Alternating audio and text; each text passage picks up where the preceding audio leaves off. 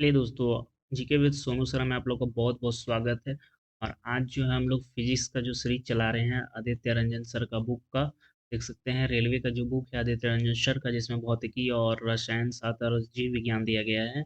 और ये यूजफुल है पूरा। टेक्नीशियन एनटीपीसी CBT 1 CBT 2 पूरा PYQ लेके इसमें क्वेश्चन बनाया गया है और अपने से भी सर बनाए हैं।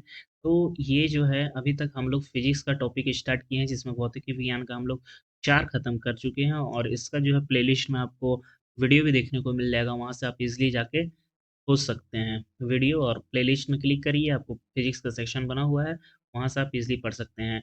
आज जो हम लोग करने वाले हैं वो प्रकाश का प्रवर्तन एवं अपवर्तन करते हैं। तो चलिए हम लोग पहले इसको बड़ा कर लेते हैं। अब प्रकाश का अपवर्तन ये हम लोग आज स्टार्ट करते हैं यहाँ से, चैप्टर नंबर 5। इसमें प्रकाश का प्रवर्तन एवं अपवर्तन का नियम दिया गया है। इससे पहले मैंने पूरा MCQ भी लगा दिया है। और इस ये थोड़ा सा ज़्यादा है तो लंबा होगा थोड़ा वीडियो, तो आप बने रहिएगा वीडियो में। और वीडियो को लाइक जरूर कर दीजिएगा और चैनल को जरूर सब्सक्राइब कर दीजिएगा अगर आप न्यू हैं तो, क्योंकि वीडियो बनाने में काफ़ी मेहनत लगती है। चलिए स्टार्ट करते हैं। प्रकाश एक वस्तु जो अपना प्रकाश स्वयं देती है उसको बोलते हैं दीप एवं वस्तुएं। दिन के समय इसका प्रकाश हमें वस्तुओं को देखने की अनुमति देता है, तो चमकदार वस्तुओं को। ये वस्तुएं हैं जो स्वयं प्रकाश उत्सर्जित नहीं करती है, उसको अदीप्य वस्तु कहते हैं। उदाहरण के लिए कुर्सी, जूते, चांदी आदि। गैर कौन सा गैर प्रकाशमान पिंड है? तो वो है चांद। आगे चलते हैं, ये थोड़ा सा आगे चल गया, इसको मिटा देते हैं। कौन सा प्रकाशमान पिंड है? जलती हुई मोमबत्ती, चमकता हुआ बल्ब और जुगनू। ऐसा पदार्थ जिससे होकर प्रकाश बिना किसी बाधा से गुजर जाता है उसको बोलते हैं पारदर्शी। ऐसा पदार्थ जो प्रकाश के कुछ भागों को बाधित करता है तथा उस पे पूरी तरह से गुजरने से रोकता है उसको बोलते हैं पारभासी। जो प्रकाश को अपने से होकर गुजरने नहीं देता है उसको बोलते हैं अपारदर्शी। जो प्रकाश को उनके माध्यम से गुजरने से रोकता है उसको बोलते हैं अपारदर्शी। निम्नतम में प्रकाश की गति 3 गुना 10⁸मीटर पर सेकेंड होता है। प्रकाश की सबसे तेजी किस माध्यम से यात्रा होता है? तो निर्यात में। अब करते हैं हम लोग प्रकाश तरंग और कण। 1905 ईस्वी में प्रकाश विद्युत प्रभाव की व्याख्या किसने की है? तो आइंस्टीन ने की है। 1921 में आइंस्टीन ने नोबेल पुरस्कार किस खोज के लिए दिया गया था? प्रकाश विद्युत प्रभाव के लिए। प्रकाश के कण प्रति कण को किस सिद्धांत द्वारा सिद्ध किया गया? तो प्रकाश विद्युत प्रभाव। प्रकाश की कण प्रकृति के आधार पर किस प्रभाव की व्याख्या की गई? तो कॉम्पटन प्रभाव। इसके अनुसार प्रकाश का एक तरंग है हाइगेन। आधुनिक विचारधारा के अनुसार प्रकाश कण और तरंग दोनों हैं। जीव को प्रकाश उत्सर्जित करते हैं बायोल्यूमिनेसेंट स्रोत जुगनू। औद्योगिक जो कांच या प्लास्टिक फाइबर के साथ प्रकाश संपदनों के रूप में सूचना प्रसारित करता है ऑप्टिकल फाइबर। ऑप्टिकल फाइबर का आविष्कार किसने किया? नरेंद्र कापनी। ऑप्टिकल फाइबर के साथ माध्यम से प्रकाश संचरित करते समय क्या ध्यान में रखना चाहिए? तो फाइबर का आपतन कोण उसके कांतिक कोण के अधिक होना चाहिए। आगे करते हैं हम लोग। प्रकाश का तरंग गुण किस सिद्धांत द्वारा सिद्ध किया गया? प्रकाश की व्यक्तीकरण के द्वारा। प्रकाश का तरंग गुण किसके द्वारा सिद्ध किया गया? यज्ञ। जब लगभग समान आवृत्ति के समान आयाम वाले दो प्रकाश तरंग एक दूसरे पर रखी जाती है तो कहीं तीव्रता अधिक हो जाती है और कहीं तीव्रता शून्य हो जाती है। इस घटना को व्यक्तीकरण कहते हैं। व्यक्तीकरण के उदाहरण: पानी के बुलबुले कभी-कभी धूप से चमकते हैं। पानी का फैलना, मिट्टी का तिल कभी-कभी धूप से चमकता है। साबुन के बुलबुले धूप रंगीन दिखाई देता है। गीली सड़क पर वाहनों के टिपकने वाले तेज डीजल या पेट्रोल की बूंदें रंगीन दिखाई देती है। टेलीविजन के विभिन्न तरंगों का उपयोग करके करके प्राप्त किया जाता है। लाल, हरा रंग, नीला रंग। लाल, हरा और नीला रंग प्राथमिक रंग है। पेंटिंग के मुख्य रूप से कौन से तरंग का उपयोग किया जाता है? तो प्राथमिक तरंग। मिश्रण में बनने वाले रंग को क्या कहते हैं? द्विकरण। लाल, हरा, पीला। लाल, नीला, मैजेंटा। हरा, नीला, cian। जिन दो रंगों को मिलाकर सफेद रंग बनाया जाता है, उन्हें पूरक रंग कहते हैं।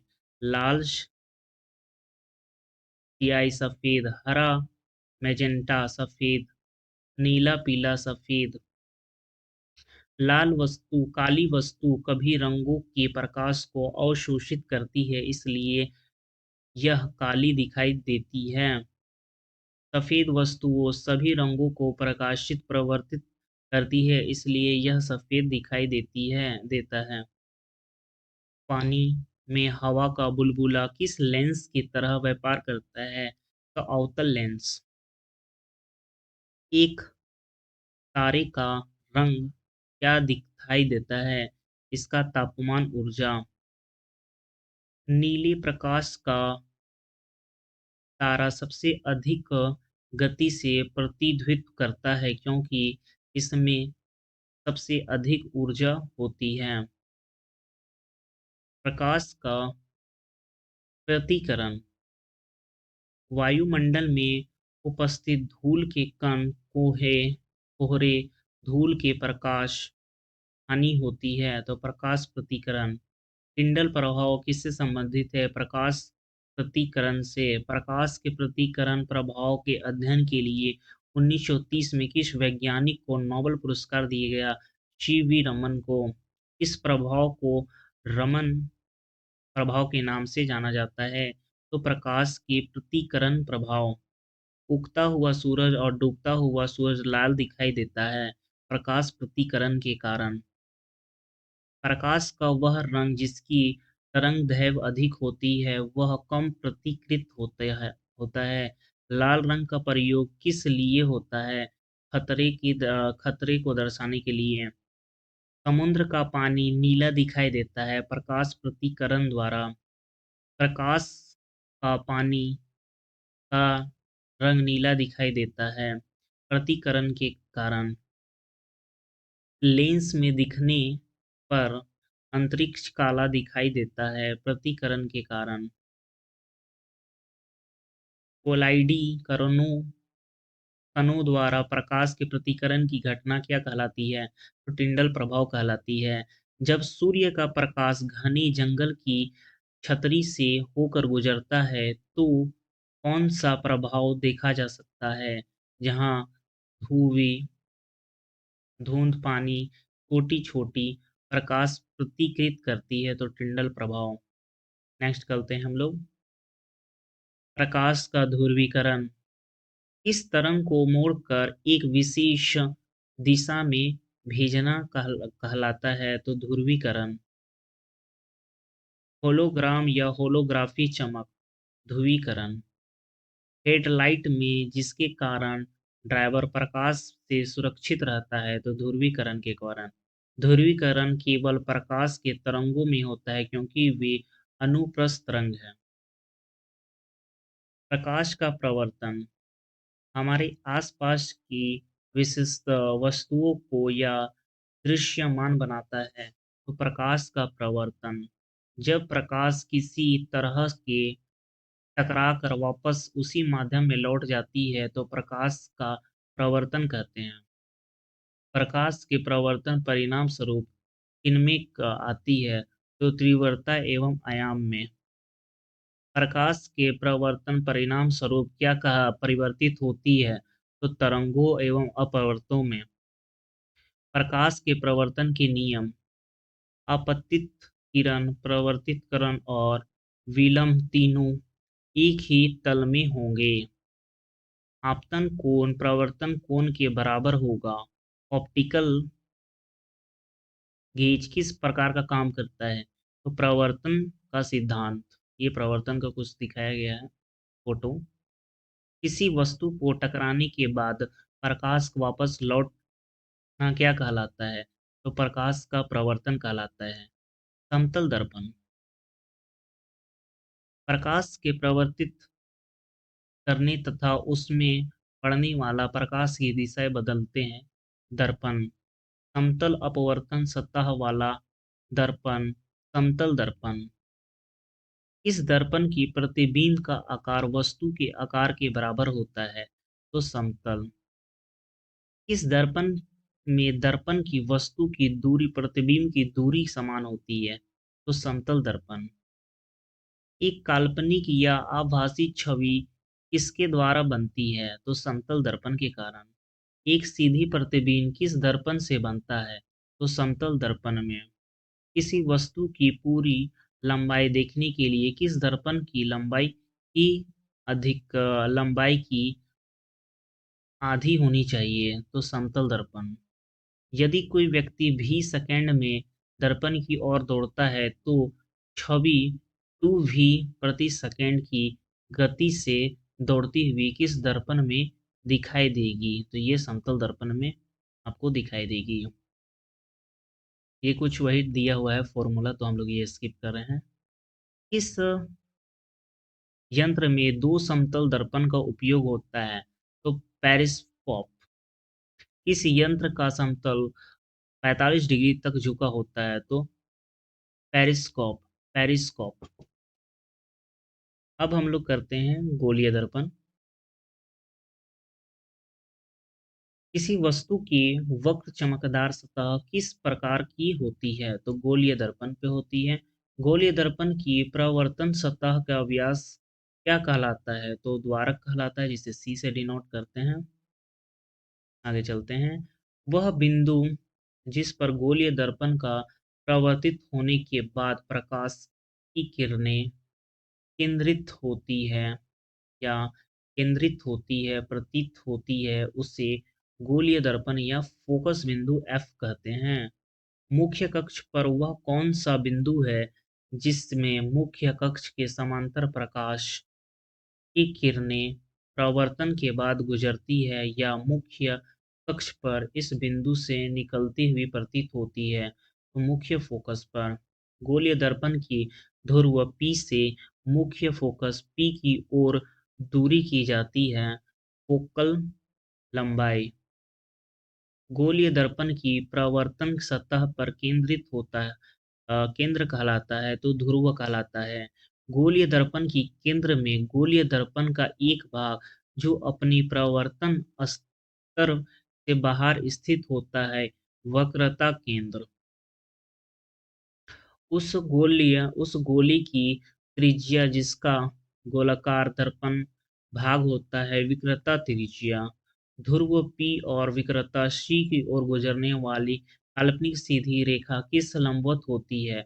तो दर्पण के मुख्य कक्ष पर लंबवत होती है। यदि गोलीय दर्पण को परावर्तन सतह अवतल हो तो इसे क्या कहते हैं? तो अवतल दर्पण कहते हैं। यदि किसी गोलीय दर्पण के परावर्तन सतह उत्तल हो तो उसे क्या कहते हैं? तो उत्तल दर्पण कहते हैं। चम्मच की बाहर भीतरी सतह किस दर्पण की तरह कार्य करती है? तो अवतल दर्पण की तरह कार्य करती है। अवतल दर्पण का उपयोग वाहन की हेडलाइट एवं टॉर्च स्विंग दर्पण में। अवतल दर्पण में जब हम अंत पर रखी जाती है कैसे प्रतीत बनती है? तो फोकस पर वास्तविक और उल्टी अत्यधिक मध्य छवि। एक वस्तु जो अवतल दर्पण की वक्रता केंद्र पर रखा जाता है इसका प्रतिबिंब कहाँ बनेगा? तो वक्रता केंद्र पर। सर्च लाइट का परावर्तन कौन सा दर्पण होता है? तो अवतल दर्पण होता है। चम्मच की बाहरी सतह किस दर्पण की तरह कार्य करती है? तो उत्तल दर्पण की तरह। उत्तल दर्पणों द्वारा बनी प्रतिबिंब किस प्रकृति और आकार किस पर निर्भर करती है? तो ये करती है वस्तु की स्थिति पर निर्भर करती है। थोड़ा सा यहाँ गड़बड़ हुई है, इसको हम लोग इरेज कर देते हैं।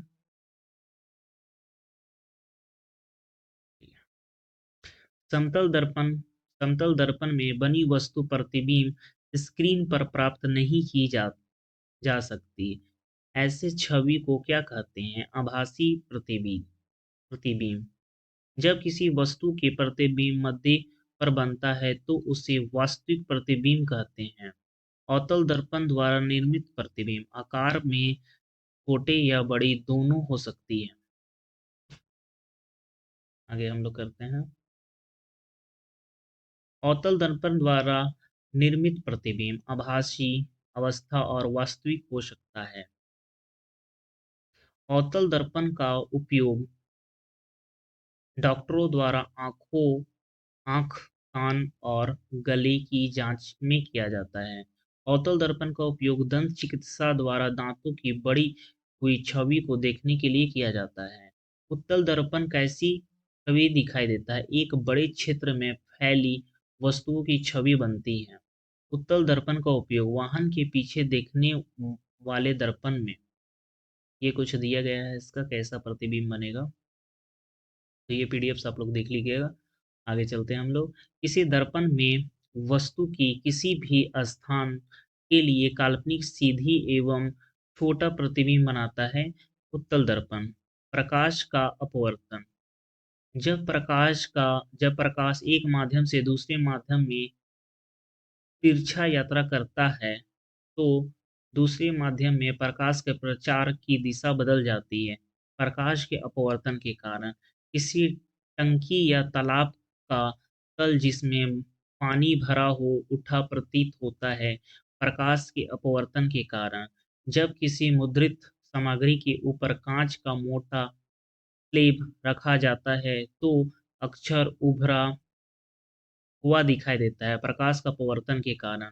कांच की स्लेब के माध्यम से देखने पर कांच के गिलास में पानी रखा नींबू अपने वास्तविक आकार से बड़ा दिखाई देता है, प्रकाश अपवर्तन के कारण। दूसरे माध्यम के अंदर वस्तु दिखाई वस्तु के भाग हम पहुंचने वाले प्रकाश पहले माध्यम से भाग तुलना में भिन्न दिशा में आती है, उसे प्रतीत होता है प्रकाश का अपवर्तन के कारण। प्रकाश का अपवर्तन का नियम। अपतित किरण, अपवर्तित किरण और आपतन बिंदु का अभिलंब भी एक ही तल में स्थित होते हैं। अपवर्तन नियम। दो पारदर्शी माध्यम और प्रकाश की किसी विशेष रंग के लिए आपतन कोण साइन आर साइन का स्थानांतर होता है, अनुपात में होता है। तो ये तो आपका फॉर्मूला का पे है। आगे चलते हैं हम लोग। ये देखिए कुछ यहाँ दिया गया है फोकस, और यहाँ बताया गया है किस तरह से किरण अपवर्तित होगा, उसके बारे में दिया गया है। किसी दिए गए किसी दिए गए माध्यम युग्म प्रकाश की दिशा होने से प्रवर्तित सीमा किस पर निर्भर करती है? तो माध्यम के अपवर्तन पर। जब प्रकाश की किरण संघ माध्यम से विवर्तन माध्यम में जाती है तो प्रकाश किरण आपतन कोण से अधिक होगा। जब प्रकाश की किरण संघन माध्यम से विरल माध्यम में जाती है तो वह अभिलंब से दूर मुड़ जाती है और गति बढ़ जाती है। हवा से कांच के फ्रिज में गुजरने वाले प्रकाश किरणों किस ओर मुड़ेगी? अभी अभिलंब की ओर। अपवर्तन के कारण प्रकाश के किन घटकों पर प्रभाव पड़ता है? तो प्रकाश की आवृत्ति नहीं बदलती ने पर गति और तरंग पर प्रभाव पड़ता है। गोलीय लेंस। गोलीय लेंस का उपयोग चश्मा, टेलीस्कोप, माइक्रोस्कोप में। अवधारण लेंस एक प्रकार का लेंस है।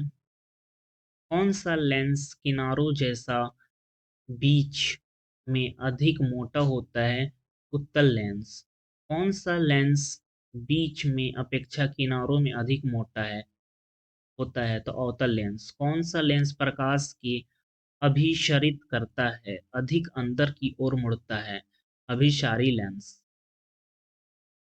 कौन सा लेंस प्रकाश की अपसरित करता है तथा बाहर की ओर मुड़ता है? तो अपसारी लेंस। अवतल लेंस द्वारा निर्मित प्रतिबिंब सदैव आभासी, सीधा तथा छोटा। अवतल लेंस की ऑप्टिकल केंद्र से गुजरने वाली प्रकाश का किरण अपवर्तन के बाद बिना किसी विचलन से निकलती है। जब वस्तुओं को उत्तल लेंस के निकट रखा जाता है तो प्रतिबिंब बनती है आभासी, सीधी और अधैर्य। जब वस्तु को उत्तल लेंस में रखा जाता है, वास्तविक उल्टी छोटा प्रतिबिंब बनाता है। अवतल लेंस की मुख्य फोकस पर मिलती हुई दिखाई देने वाली प्रकाश किरण अपवर्तन के बाद मुख्य कक्ष पर समांतर निकलेगी। लेंस की शक्ति। लेंस द्वारा प्राप्त अभिसरण या विचलन की डिग्री लेंस की शक्ति। लेंस की शक्ति एसआई डायोप्टर डी। उत्तल लेंस की क्षमता होती है धनात्मक, अवतल लेंस की क्षमता होती है ऋणात्मक।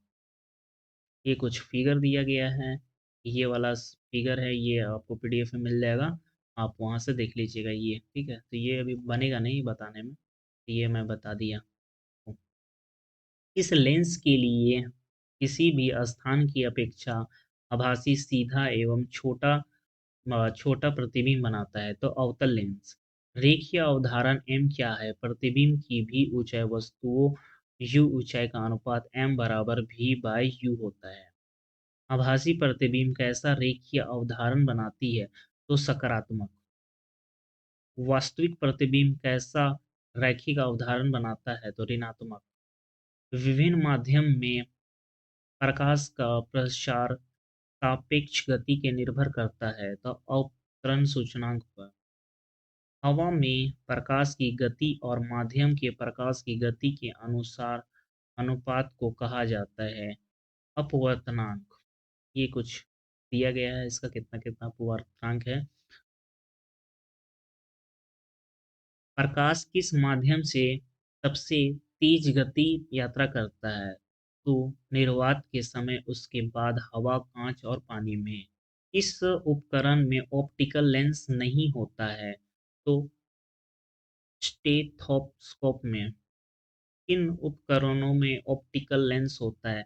माइक्रोस्कोप, टेलीस्कोप और पेरिस्कोप। अब यहाँ से हम लोग पढ़ते हैं मानव नेत्र के बारे में।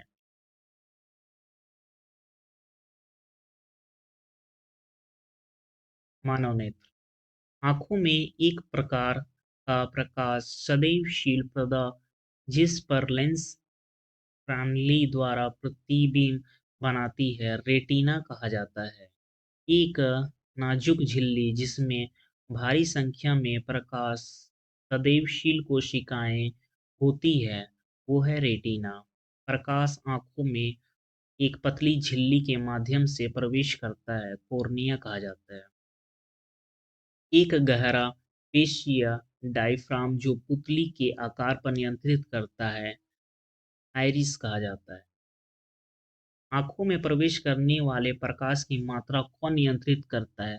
तो पुतली करता है। आंखों पर वह संरचना जो प्रकाश की किरणों को अवतरित और रेटिना पर केंद्रित करने का काम करती है, लेंस कहती है। रंग दृष्टि कौन सा संबंधित है? शंकु। मानव आंख मौजूद प्राकृतिक लेंस किस प्रकार का लेंस है? उत्तल लेंस है। आंख पर लेंस बनता है एक उल्टा और वास्तविक प्रतिबिंब। आंख का लेंस उत्तल लेंस छवि बनाता है रेटिना पर। विद्युत संकेत मस्तिष्क को किसके माध्यम से भेजे जाते हैं? ऑप्टिकल यांत्रिक। केंद्र लेंस की वक्रता परिवर्तन को क्या परिवर्तित होता है। इसकी फोकल लंबाई। जब मांसपेशियों शिथिल हो जाती है तो आंख का लेंस पतला हो जाता है, फोकल लंबाई बढ़ जाती है। गुणसूत्र की कमी होने के कारण रोग होता है। वर्धाधा। जब आंख की करीब की वस्तु को देख रहे होते हैं तो सिलियरी होती सिलियरी मांसपेशियों सिकुड़ जाती है, जिससे फोकल लेंथ कमी हो जाती है। नेत्र लेंस में अपनी फोकल लंबाई समायोजित करने की क्षमता कहलाती है समायोजक क्षमता। वह न्यूनतम दूरी जिस पर विद्युत वस्तुओं के बिना तनाव की धारणा स्पष्ट रूप से दिखा देखा जा सकता है कहलाती है स्पष्ट ध्वनि की न्यूनतम नेत्र की निकट। आंख में स्पष्ट दृष्टि की न्यूनतम दूरी कितनी होती है? 25 सेंटीमीटर। बुढ़ापे में लोगों को क्रिस्टलीय लेंस दूधिया या धुंधला हो जाता है, तो उस स्थिति को मोतियाबिंद कहा जाता है। निकट की वस्तुओं को स्पष्ट देख सकते हैं, परंतु दूर की वस्तुओं को स्पष्ट नहीं देख सकता, निकट दृष्टि दोष। मायोपिया। दूर की वस्तुओं को स्पष्ट देखा जा सकता है, लेकिन पास की वस्तुओं को स्पष्ट नहीं देखा जा सकता, दूर दृष्टि दोष।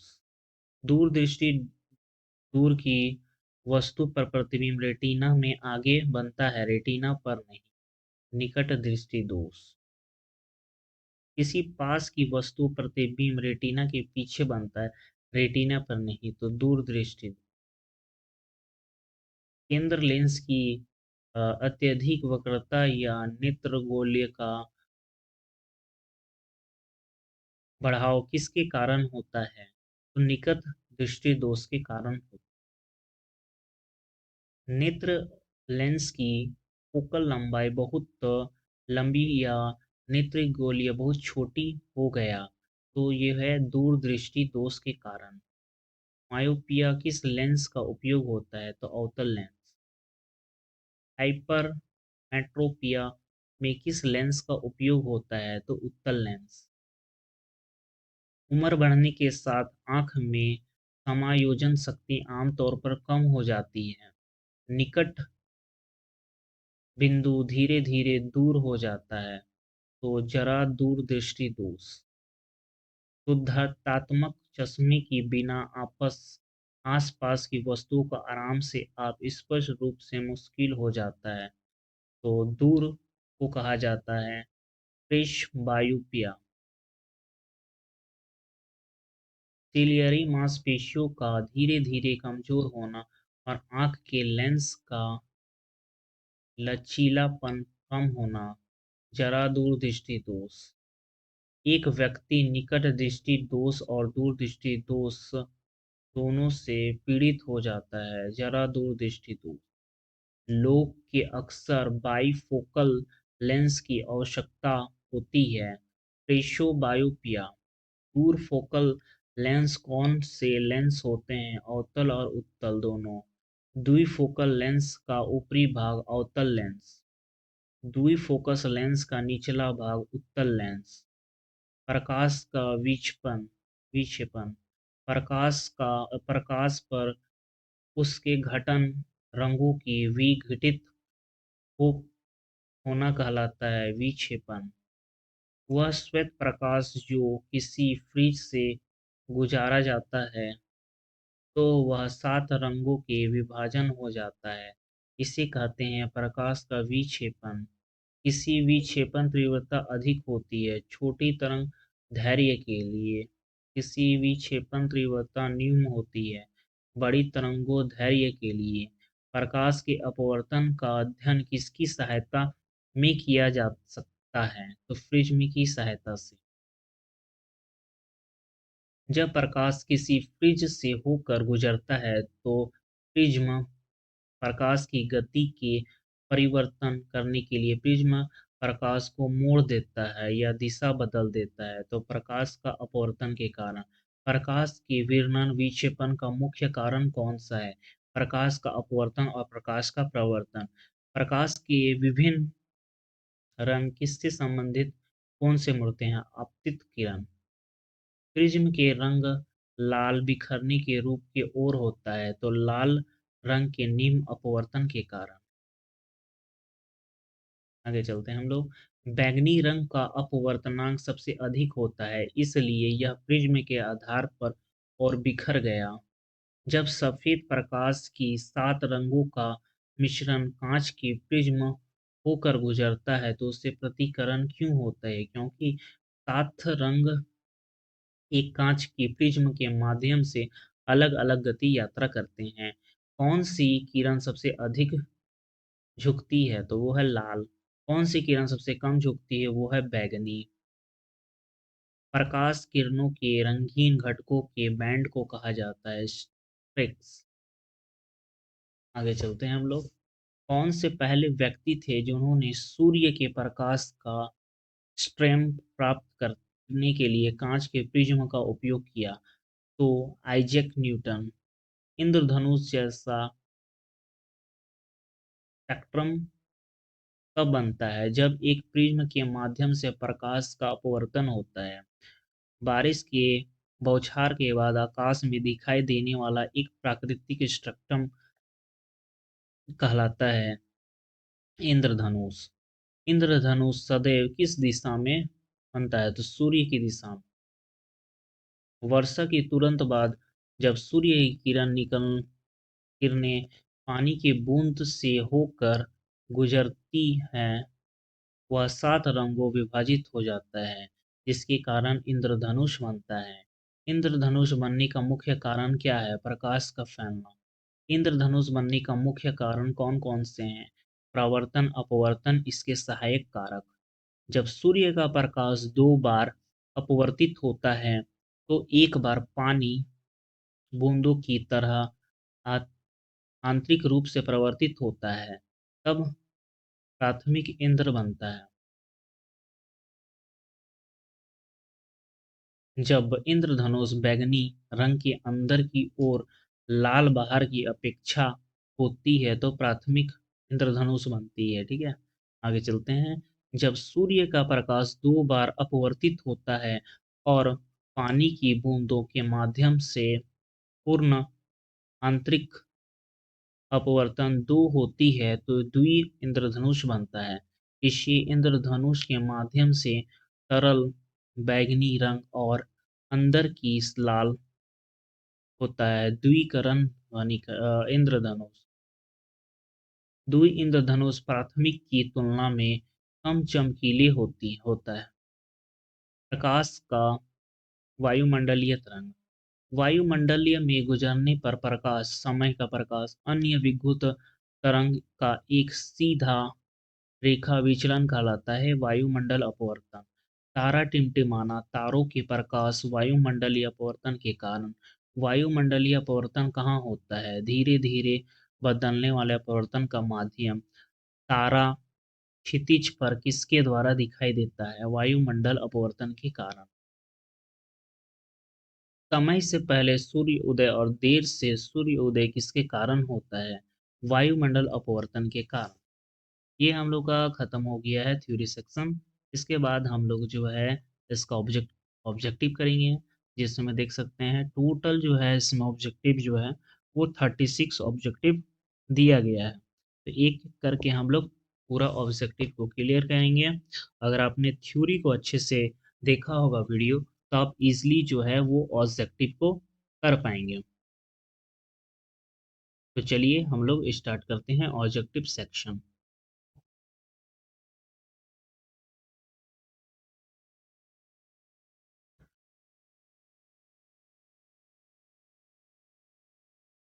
देखिए क्वेश्चन नंबर यहाँ से एक से यहाँ से स्टार्ट है एक से। निवात में प्रकाश का वेग है। निवात में प्रकाश का वेग क्या है? 3 पॉइंट इंटू 10 का पावर 10 मीटर पर सेकेंड। जब प्रकाश की किरण संघन माध्यम से विरलन माध्यम में जाती है, तो वह किस मोड़ जाती है और गति का क्या प्रभाव पड़ता है? तो क्या प्रभाव पड़ता है? अभिलंब से दूर और गति तेज हो जाती है। बाएं हाथ से कलम पकड़ने वाला व्यक्ति दाएं हाथ से कलम दर्पण में अपना प्रतिबिंब देखेगा तो यह निम्नलिखित में से किस घटना का कारण है। तो किस घटना का कारण है, ये हो जाएगा आपका पार्श्व विकृत क्रम। गोलीय दर्पण की मुख्य कक्ष में नीचे किसी वस्तु के प्रतिबिंब की ऊंचाई कैसी होती है। नीचे प्रतिबिंब की ऊंचाई कैसी होती है, तो ऋणात्मक होती है।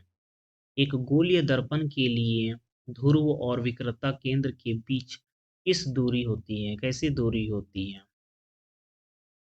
तो ये होती है आपका विकृतता त्रिज्या के बराबर होती है। सर्च लाइट का प्रवर्तन है, सर्च लाइट का प्रवर्तन क्या है, अवतल दर्पण है।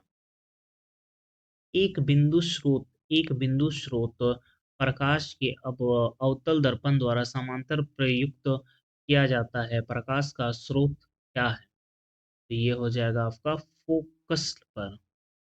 अवतल दर्पण की विकृतता केंद्र और डैश होता है और विकृतता केंद्र ये डैश पॉलिश होता है। तो इसका हो जाएगा आपका अवतल हो जाएगा और यहाँ विपरीत हो जाएगा। यहाँ चलते हैं, निम्नलिखित में से कौन सा बिंदु हमेशा गोलाकार दर्पण की मुख्य कक्ष पर स्थित होता है, मुख्य कक्ष पर स्थित होता है। ये हो जाएगा आपका ध्रुव, ध्रुव होगा और विकृतता केंद्र होगा, तो इसमें 1 और 2 दोनों हो जाएगा।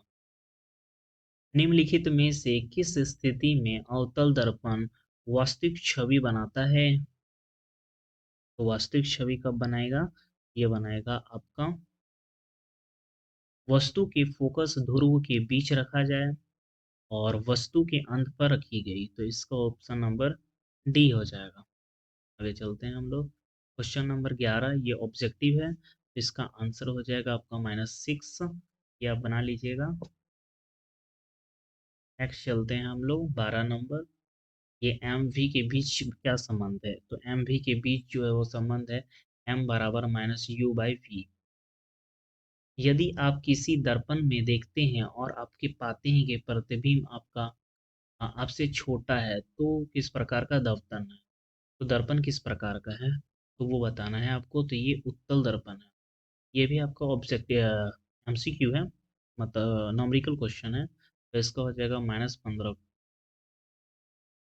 अवतल दर्पण के साथ जब किसी वस्तु को F पर रखा जाता है तो छवि के लिए निम्नलिखित में से क्या लागू होता है, तो क्या लागू होगा, अंत पर वास्तविक उल्टा अत्यधिक बढ़ा हुआ प्रतिबिंब। ये भी आपका न्यूमेरिकल क्वेश्चन है, इसका आंसर हो जाएगा 12 सेंटीमीटर प्रभास। एक वस्तु अवतल दर्पण के सामने उसी फोकस F से दुगुनी पर रखा गया है तो कितनी दूरी प्रतिबिंब बनेगा, तो ये भी नॉमरिकल है, इसका आंसर हो जाएगा आपका 2F। ये भी आपका नॉमरिकल है, 18 नंबर, इसका आंसर हो जाएगा बी। सेम ये भी 19 नॉमरिकल क्वेश्चन है, इसका आंसर हो जाएगा दर्पण के पीछे 2 मीटर। 20 नंबर भी आपको नॉमरिकल दिख रहा है, 20 नंबर का भी आंसर जो है -6। 21 भी सेम है, नॉमरिकल हम लोग छोड़ रहे हैं, 22 भी सेम है, 23 भी सेम है, 24 भी सेम है, नॉमरिकल क्वेश्चन है, 25 सेम है, ये 26 भी सेम है, फॉर्मूला बस पूछा हुआ है, तो इसका आंसर हो जाएगा m बराबर v/u। 27 भी नॉमरिकल है, हम लोग 28 नंबर क्वेश्चन से करते हैं। निम्नलिखित में से विचार करना है, ठीक है, तो इसमें से विचार करते हैं, लाल रोशनी की तरंग दैर्घ्य नीली रोशनी के लगभग 1.8 से अधिक है, तो ये है, तो ये सही हो जाएगा, इसका ए और बी दोनों सही हो जाएगा। वायुमंडल की अनुपस्थिति के का आकाश का रंग होता है, वायुमंडल में वह अनुपस्थिति में आकाश का रंग होता है, तो आकाश का कैसा रंग होता है, वो होता है काला रंग होता है, नीला मत मार दीजिएगा, अनुपस्थिति में पूछ रहा है, ठीक है, उपस्थिति में नीला रंग होगा। जब वस्तु के प्रिज्म से गुजारा जाता है तो प्रकाश का अपवर्तन होता है, तो कितनी बार अपवर्तन होता है, तो प्रकाश का अपवर्तन जो है वो 2 बार होता है। जब प्रकाश की किरण निवर्त में किसी संघन के माध्यम से प्रवेश करती है तो किरण के अभिलंब बीच कोण कितना क्या होता है? अभिलंब के बीच का कोण जो है वो घट जाता है। सेम 32 नंबर में नॉमरिकल है। सेम 33 में नॉमरिकल है। यहाँ से करते हैं, निम्नलिखित सामग्रियों में से निम्नलिखित सामग्रियों में कौन सा अपवर्तन आरोही क्रम जल, कांच और वायु में बताना है अवरोही क्रम में। ठीक है, तो आरोही क्रम में हम लोग बता देते हैं। पहले हो जाएगा वायु, फिर जल आएगा, फिर कांच आएगा। सेम 35 नंबर भी है, निम्नलिखित में पहचान करना है प्रवर्तन का। तो इसमें कैसे होगा देख लेते हैं हम लोग। सबसे पहले आप देखिए टिंडल प्रभाव, उसके बाद आएगा सूर्य का लाल एवं नीला रंग होना, फिर आएगा खतरे के समय लाल होना। तो इसका ऑप्शन नंबर बी हो जाएगा। यदि दर्पण यदि दर्पण के अपवर्तन के बाद बनने वाला प्रतिमा भाषी और अत्यधिक छोटा है तो वस्तु अस्थिर दर्पण पर बताइए। तो अवतल दर्पण पे ई पर होगा। तो ये हम लोग पूरा थ्योरी प्लस एमसीक्यू दोनों लगा लिए हैं। अब हम लोग नेक्स्ट जो चैप्टर करेंगे विद्युत धारा एवं चुंबकीय क्षेत्र करेंगे। आज की वीडियो में बस इतना ही, हम लोग मिलेंगे नेक्स्ट वीडियो में फ्रेंड। वीडियो अच्छा लगे तो आप वीडियो को जरूर लाइक करिएगा। मिलते हैं नेक्स्ट वीडियो में दोस्तों, बाय बाय।